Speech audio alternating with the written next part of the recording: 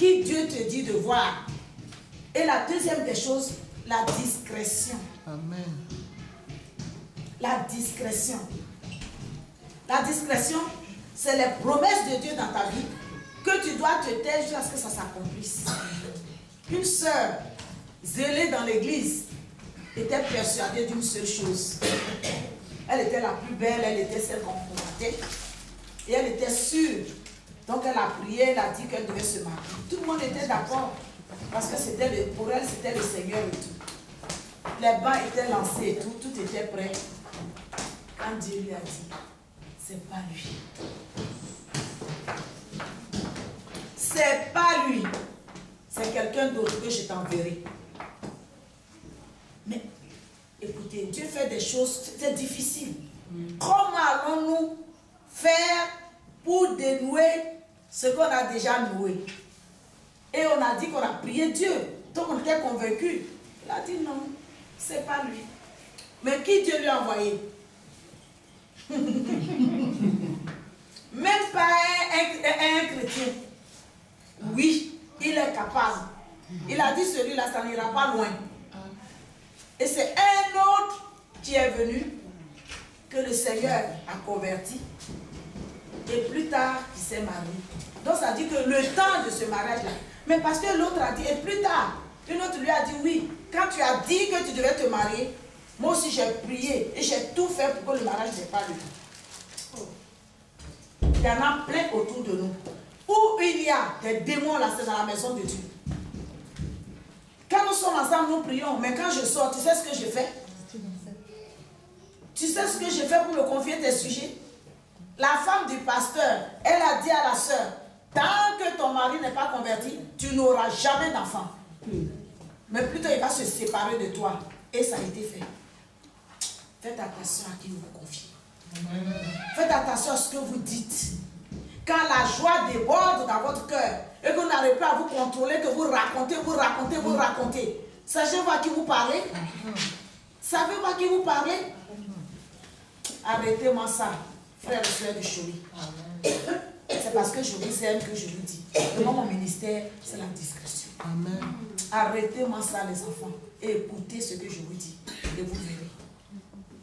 À peine un projet qui a commencé, déjà tu sais, le temps que Dieu t'appelle, jusqu'à l'accomplissement, c'est le désert là, ça. Il aura beaucoup d'épreuves, mais c'est pour te former, c'est pour te faire grandir, et c'est pour comprendre. Mais sache avec qui est ton binôme, avec qui tu peux prier, dont tu as confiance, dont Dieu t'a dit. Moi, avant de m'attacher à une personne, je commence d'abord à travailler avec la personne pour voir. Au début, je t'enseigne et doucement pour voir jusqu'où tu es. Et je vais commencer à te confier les petites choses. Et j'ai l'oreille. Dès que j'entends, je te dirai rien, mais tu n'entendras plus rien de moi. Non, oui, mais parce que je ne peux pas venir te dire. Je te dirai rien, mais nous serons là. Mais tu vas plus m'entendre te confier des secrets, des choses, pas des secrets forcément. Mais seulement je sais qu'il y a du travail à faire. Je ne te dirai plus rien, mais je dois travailler. C'est tout. À qui te confies-tu? Oh mon mari ceci, oh ma femme cela. Arrêtez de nous dénigrer. Dieu peut utiliser le mari ou la femme pour pouvoir briser certaines choses dans ta vie, pour tuer tous les Moïse. Amen, amen. Dieu utilise les choses pour détruire tous les Moïse, afin que Jésus puisse régner, que Jésus puisse prendre place pour aller à Canaan. La nouvelle Jérusalem, moi aussi je vais y aller. Hein. Moi aussi je fais pareil comme Paul. Je traite durement mon corps. Moi aussi je fais. Et chaque jour les erreurs m'apprennent. Je n'en veux à personne. Quand je fais une erreur, je bénis l'Éternel parce qu'il est en train de m'ouvrir les yeux. L'erreur est humaine et tous nous en faisons. Personne n'est parfait. Mais seulement un peu de prudence dans la vie. Un peu de prudence. Paul dit, qu'avez-vous? Allez parler de vos affaires et même vous faire juger par les païens. Qu'est-ce que les païens vont t'apporter? Qu'est-ce qu'un païen va t'apporter? Si quelqu'un que tu trouves qui ne peut pas prendre la parole pour t'exhorter, ma fille, ce n'est pas la peine. Mon fils, ce n'est pas la peine. Parce que c'est là où se trouve la vie. Josué dit, le Seigneur dit à Josué, Moïse est mort. C'est fini avec le monde. Maintenant, prends et va. Et quand nous voyons Ésaïe 6, qu'est-ce qu'il a dit? Prenons Ésaïe 6. Oui, Ésaïe 6. Et comprenez bien. C'est pour ça que j'ai dit, j'aime bien prendre mon temps parce qu'il faut faire comprendre. Prêcher, c'est bien, mais doucement et dans l'enseignement pour que les gens comprennent. Parce qu'une fois qu'ils ont compris, tout va bien. Prenons Isaïe 6.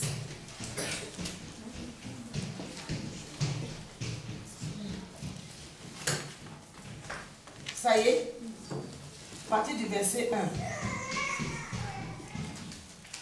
Ça y est? Amen. Amen. Il dit, l'année de la mort du roi Osias, j'ai vu le Seigneur assis sur un trône très élevé et les pans de sa robe remplissaient le temple. Vous allez lire la suite après. Il a fallu qu'Osias meure pour que Isaïe puisse rentrer dans sa vocation. Qui est Osias dans ta vie ce matin? Qui est ce roi Osias qui t'empêche, qui domine sur toi et qui t'empêche de rentrer dans tes promesses? Au nom de Jésus, nous allons prier pour que ça passe. Amen. Qui est cet Osias qui est encore dans ta vie, qui t'empêche de rentrer dans tes bénédictions? Elles sont là, elles sont à toi. Christ a tout accompli à la croix. Mais qu'est-ce qui t'empêche encore dans ta marche? Si Osias est encore là, il faut qu'aujourd'hui, la Osias meure et que tu voies maintenant de tes yeux la gloire de Dieu.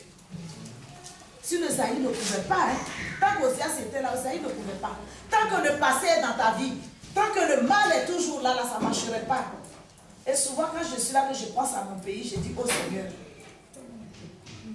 les gens sont en train de souffrir et la haine est en train de monter. Mais comment ça va se faire plus tard? Touche les cœurs pour qu'il y ait que l'esprit de pardon qui règne. Malgré la souffrance, la torture qu'ils sont en train de subir, permet qu'ils aient la paix. Nos familles souffrent de l'autre côté, de l'injustice. Mais Dieu permet cela parce qu'il veut qu'en sortant de là, tous les Moïse meurent en nous et que nous rentrons au Canaan. C'est dur, mais Jésus est au contrôle. Amen. Jésus est au contrôle de notre vie. Donc le passé, il faut faire face au passé. Quand il y a une situation, il ne faut pas fuir la situation. Souvent, quand nous traversons les épreuves, quand il y a des situations, nous fuyons. Au lieu de nous asseoir avec la personne pour parler avec amour, nous fuyons. Il faut faire face à ton passé et lui dire, passé, au jour d'aujourd'hui, là, je me sépare de toi. Toi, va-t'en. Maintenant, je vais vivre mon présent avec mon Jésus. C'est-à-dire la vie quotidienne avec Jésus, dans ma méditation, dans l'Esprit de Dieu, et qui m'éclaire. Parce que si vous n'êtes pas encore prêt, et que vous recherchez dans votre vie encore trop d'approbation des autres, parce que nous voulons les héros qui sont dans nos vies, les Moïse qui sont encore là, les Osias qui sont encore là, ce sont les approbations des autres que nous voulons. Il faut que toujours on me dise que je fais bien. Il faut que toujours on me félicite. Il faut que toujours on m'approuve. Si Dieu t'approuve, ça suffit. Amen. Qu'as-tu avec l'approbation hypocrite des hommes? Souvent je regarde, comment dirais-je, hier soir j'ai regardé danse, c'est pas le soir de danse, pour en tirer une leçon. Je comprends une seule chose. Quand les gens finissent de danser, qu'ils arrivent là, ceux qui les notent là donnent de bonnes impressions. Ils disent, oh, vous avez bien fait, vous avez bien fait, on les ovationne. Et puis maintenant quand les notes arrivent, c'est 7, c'est ceci, c'est cela. J'ai dit, mais non, c'est pas vrai. Dans tous les jeux des Français, tu sens l'hypocrisie. Ils disent telle chose, ils les apprécient. Même les dîners, ils les apprécient. Ils disent c'était bon, c'était ceci. Ou bien c'est comme ça. Mais quand les notes arrivent, tu t'attrapes la tête. Tu dis, mais la bouche a dit, mais la main agit autrement. Le cœur agit autrement. Alors j'ai dit non, c'est l'hypocrisie. Tu cherches l'approbation des hommes pour te dire que tu es belle, mais ils te flattent. Mais ils te flattent. C'est pour simplement sympathiser et puis tirer le meilleur de toi. Voilà. C'est tout. Il va te sucer, te presser, te jeter. Tu es bonne à rien. Si tu étais bonne réellement, ça ne serait pas ça. Je suis désolée. Je suis désolée. Je me souviens à l'époque, une personne était venue et puis elle me disait, je crois que maintenant que ton mari n'est plus, je crois que c'est toi que je vais épouser. J'ai dit, tu es vaincu au nom de Jésus. Amen. Et puis, il m'embêtait encore pour me dire, parce que je sais que tu as de grandes richesses. J'ai dit, toi, moi, tu l'as avoué. Alors, va-t'en. Moi, ne m'épouse pas. Je suis l'épouse de Jésus. Il dit, mais toi tu es. Mais j'ai dit, tu dis quoi? J'ai dit, est-ce que tu as bien réfléchi? Tu viens me dire, tout bien tu joues comme tu as l'habitude de jouer. Il dit, je jouais. J'ai dit, j'espère. Allez, plus jamais. Ne joue plus de ces mots avec moi. Je ne veux plus t'entendre jouer dessus. Parce que ça ne fait pas rire. Ne prends pas les souffrances des autres pour rire. Tu viens m'épouser pourquoi? Tu veux m'épouser pourquoi? Est-ce que je t'ai demandé que je veux me marier? Je n'ai pas prié pour ça. Mais tu n'as pas prié pour te marier. Un homme se présente. Je dis non, ce n'est pas pour toi. Tu ne penses pas quelque chose et puis ça vient. Ce n'est pas pour toi. Ce n'est pas pour toi. Parce qu'il faut que tu sois en accord avec toi-même. Tu es là, l'homme vient et puis tu ne penses plus au mariage ni rien, et puis il vient et te dit non. Il dit non, non, non. C'est pas pour toi. Ce sont des secrets que je vous révèle. Hein. Prenez ça au sérieux. Oui. Ça va être difficile. Hein. Parce que quand on sait que c'est Dieu qui pourvoit. Bon, c'est vrai qu'on ne peut plus penser. Je m'excuse de. Il n'y a pas de souci. C'est le but de l'église. Oh. Mais c'est vrai qu'on ne pense pas à une situation. On est dans un besoin, mais bon, l'occasion fait qu'on ne peut plus, on ne pense plus à cette affaire. Mais et puis après, il y a cette chose qui se présente. C'est un petit peu, bon. Maman Yuma, toi dans ton cas, tu n'aspirais plus à un mariage parce que tu as déjà été marié, ton mari il est décédé. Bon, pour une fille qui n'a jamais été mariée et qui pense se marier mais qui ne pensait plus, qui n'espérait plus. Et puis il y a quelqu'un qui se présente. Tu as bien dit. Tu vois la nuance que je veux? Non. Oui. Tu sais? Oui. Tu dis qu'il pense. Oui, oui. Tu vois, non? Elle a pensé. Oui. Et puis comme ça ne vient pas, c'est différent. Oui, oui, oui. J'ai suivi des filles. Il y a d'autres qui ne pensent même pas ça. Parce que dans leur tête, c'est pas ça. Oui. Et souvent, ça a été des échecs. Elle pensait. Elle a déjà confié. Parce que son cœur a pensé. Tu confies à l'Éternel et puis tu dis, mon question de mariage, Seigneur, je veux me marier, mais comme il n'y a personne, il n'y a pas de souci. Et puis tu laisses. C'est-à-dire qu'elle a déposé au pied de Jésus. Mais elle a fait sa demande. Oui. Mais d'autres ne demandent pas. Parce qu'elles ne sont pas encore prêtes dans la tête. Amen. Il y a des femmes qui ne sont pas prêtes dans leur tête. Amen, amen, Donc, Et que toi tu vois zélé et que tu t'en vas. Mais après, elles ne sont pas prêtes dans leur tête. L'autre, elle a demandé, elle a déposé au pied de Jésus. C'est un cas. Mais l'autre, elle n'a jamais pensé à ça. Parce que la vie qu'elle mène en vagabond, elle s'en fout, c'est pas ça. Et puis, plus comme un homme s'amène, et puis tu te rends compte du travail qu'il y a fait dans cette femme-là. C'est un long travail. Elle ne pense pas, elle est libre dans sa vie et tout, et puis un homme se présente. Elle va te promettre, oh, il plaisante, ouais, oh, ça c'est un plaisantin. Parce qu'elle n'y pense pas. amen. Elle n'est pas prête. Et quand toi tu viens, maintenant elle va te dire, maintenant il faut que j'y pense. Donc les choses commencent. Amen. Alors que l'autre, elle aspirait. Elle a déposé au pied, elle attend la solution. Ça c'est une bonne femme. Mais celle qui n'aspire pas, et puis un matin tu viens pour dire, si elle te dit qu'elle ne pensait pas à ça, c'est qu'elle ment. Celle-là que tu es venue puis qui a dit oui, c'est qu'elle ment. Elle va, comme tu es l'homme, elle ne va pas te dire. Je dis, je suis les femmes, je connais la mentalité. Elle connaît la mentalité, mais la femme qui n'est pas prête dans sa tête là, non. Mais elle va te créer tous les problèmes du monde. Parce qu'elle n'est pas prête. Il faut encore attendre. Et plus les fiançailles durent, plus l'homme, c'est pas facile. Elles ne sont pas prêtes dans leur tête. Beaucoup sont. Amen. Elles sont venues dans le Seigneur, elles ne sont pas prêtes dans leur tête. Donc ne mettez pas des fardeaux sur le dos pour partir, parce que ça va être difficile. Hein. Et une fois qu'on les a épousés, maintenant il faut asseoir aussi Jésus dans leur vie. C'est du travail. Hein. Il faut que Jésus prenne racine. C'est pour cela que je me presse chaque fois de ce marqueur en venant Cholet, de vous emmener à reviser votre comportement, votre caractère. Ceux qui sont déjà dans les foyers, priez le Seigneur pour gagner ceux qui ne sont pas encore gagnés, les mariés, les femmes qui ne sont pas gagnés. Mais si vous ne pouvez le faire que si vous êtes assis ou assise, ça dit que vous avez le fondement. Or, les femmes et les hommes donnent toujours l'appréciation des autres. Ça, c'est le premier point qui nous retarde. Nous sommes habitués. C'est pas grave. Moi, je suis tellement habitué à ça. Donc, laissez. De toute façon, le Seigneur donne la voix. Ça va être plus haut. Laissons les enfants faire. Vous savez, dans le monde, les premières personnes qui sont plus possédées sont les enfants. Après viennent les femmes et puis les hommes après. Les enfants sont plus possédés. Après les femmes et puis les hommes. Donc on cherche l'approbation des autres, ça c'est un. On cherche aussi trop à faire impression. Il faut que je fasse l'impression. Tu fasses l'impression, c'est l'apparence.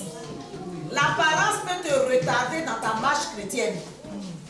Premièrement, l'approbation des autres. Deuxièmement, l'apparence. Et puis, troisièmement, être prisonnier des habitudes.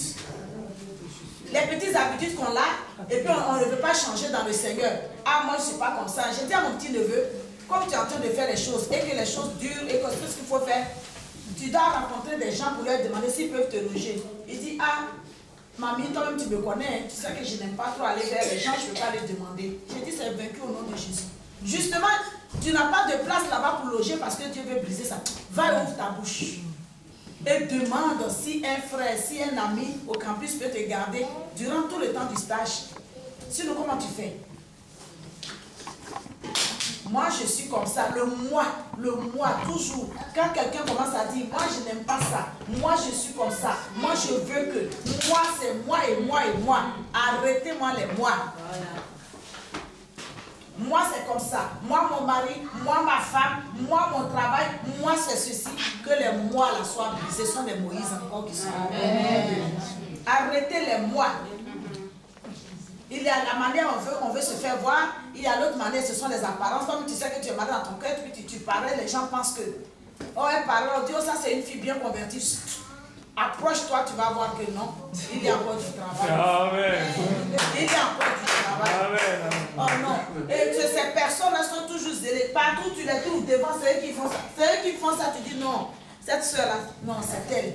Mais mets ça à la maison. Et tu vas te dire, mais dis donc, je ne savais pas que.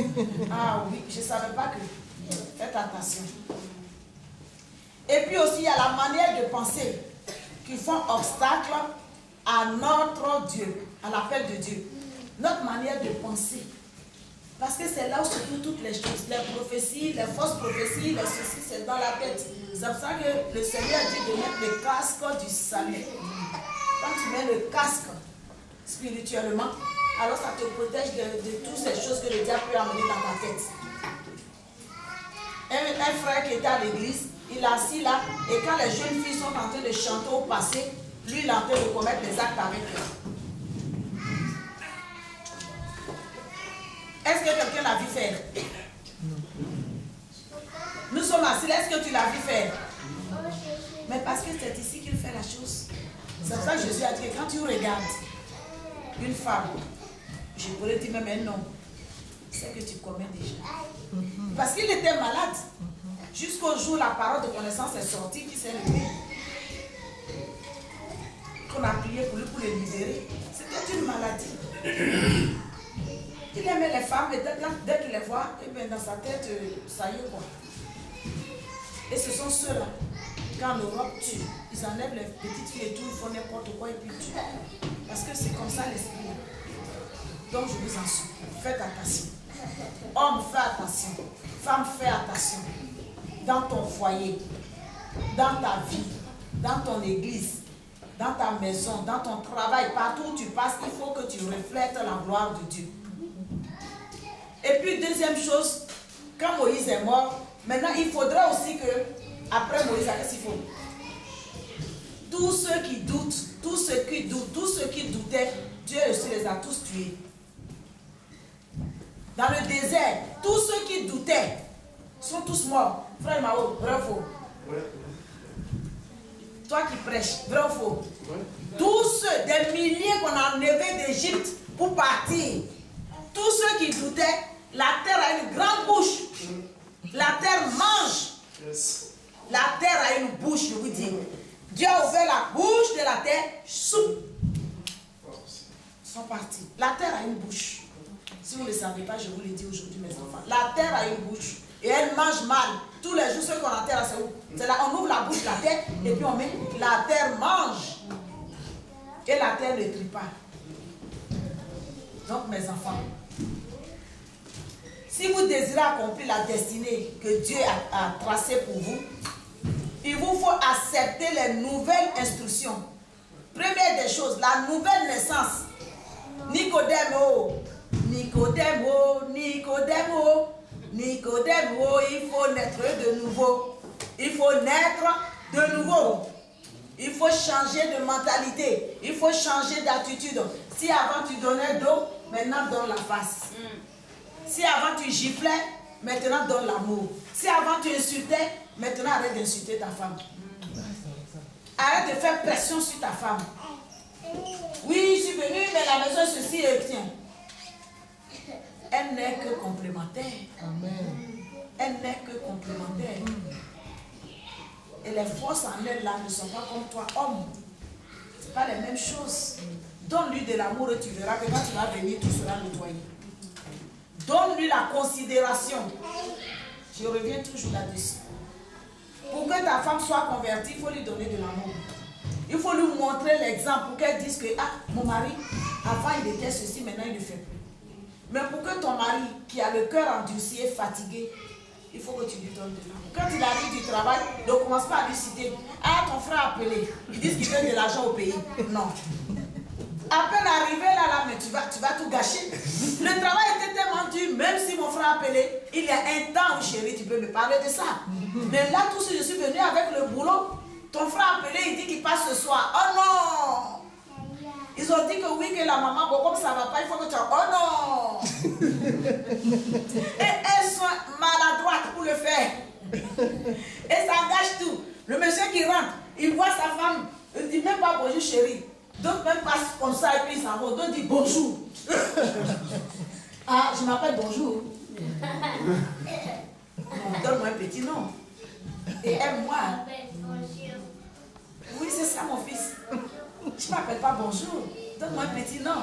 Parce que Sarah appelait son mari Seigneur. C'est-à-dire celle qui a le pouvoir, celui qui a le pouvoir sur moi. Et toi, comment tu l'appelles alors? Chérie. Chérie, alors c'est bon alors. Alors que ton chéri que tu sors là, que ça adoucit son cœur. Chérie, non, comme ma fille dit. Elle dit, maman, on connaît, quand elle est fâchée, elle sait comment elle nous appelle. Et puis nous, on sait que c'est chaud. Ça, la vieille est fâchée. Donc, quand ça va pas, on dit, chérie. Ou bien on dit maintenant, on le regarde, j'ai dit non. Non. Ah non, pas ça. Ça, non. On n'indexe pas son mari. Ça, non.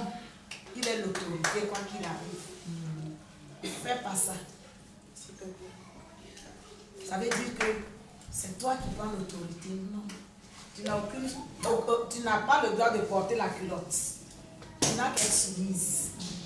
Et lui aussi, il doit savoir qu'il doit t'aimer. Parce que pour que je sois soumise, il faut que tu m'aimes. Amen. Donne-moi de l'amour et je te serai soumise. Mais si tu me donnes seulement la haine, mais tu vas reporter le fruit de la haine. Parce que là, maintenant, je me dresse.